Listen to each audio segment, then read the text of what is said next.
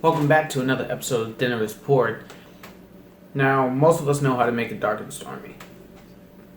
Dark rum, ginger beer, lime juice. So, we're going to make the lighter side of that, and we're going to call it cloudy with a chance of rain. Yes, cloudy with a chance of rain. A little lighter, a little easier to make, in case you just can't find all that good stuff that you're looking for. So, let's just have some fun with it, and let's do the simple things that we do. So, here we go again.